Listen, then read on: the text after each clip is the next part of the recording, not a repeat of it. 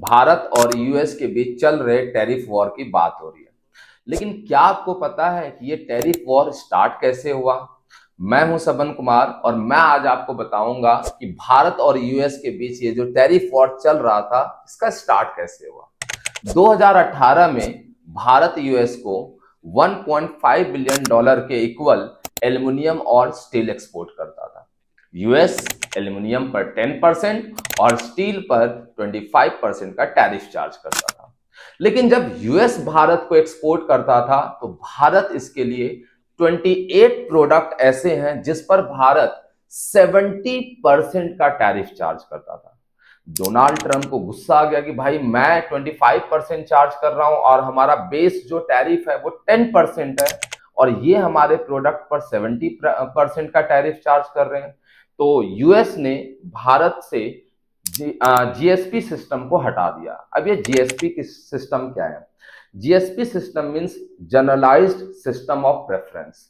ये एक ऐसा प्रोग्राम है जिसके अंदर भारत यूएस को 5.6 बिलियन डॉलर का गुड्स ड्यूटी फ्री एक्सपोर्ट कर सकता है। लेकिन डोनाल्ड ट्रंप ने इसको खत्म कर दिया। मतलब अब भारत उन गुड्स को अगर एक्सपोर्ट करता है यूएस को तो उनको टैरिफ देना पड़ेगा। ये तो हुई पहली बात। सेकेंड रीजन है, यूक्रेन और रशिया के बीच वॉर चल रहा था तो अमेरिका ने रशिया से एनर्जी पर रेस्ट्रिक्शंस लगा दिए। इवन अमेरिका के साथ जो रिलेटेड कंट्री है उन्होंने भी एनर्जी को इंपोर्ट करने पर रेस्ट्रिक्शंस लगा दिया। लेकिन भारत ने इस चीज का फायदा उठाया। भारत पहले रशिया से 2% से भी कम क्रूड ऑयल इंपोर्ट करता था और आज के समय में भारत रशिया से 35% तक का क्रूड ऑयल इंपोर्ट कर रहा है।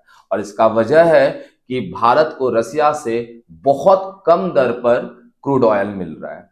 अब अमेरिका ने एक नीति अपनाई, यूएस ने एक नीति अपनाई कि जो कंट्री रूस से क्रूड ऑयल परचेज कर रहा है उसको हम सजा देंगे और हम भारत को अपने कंट्री से मतलब यूएस से एनर्जी परचेज करने के लिए उनको एनकरेज करेंगे। और यही वजह है कि यूएस ने भारत पर 7 अगस्त 2025 को 25% का टैरिफ लगाया और बाद में उन्होंने बढ़ा करके 50% कर दिया 27 अगस्त को। और डोनाल्ड ट्रंप ने साफ कह दिया है कि जब तक भारत यूएस से क्रूड ऑयल परचेज करती रहेंगी तब तक हम ये टैरिफ नहीं हटाने वाले हैं। अब देखते हैं कि इस टैरिफ का इंडिया के ऊपर क्या इंपैक्ट पड़ेगा और यूएस को इससे कितना फायदा और कितना नुकसान होगा।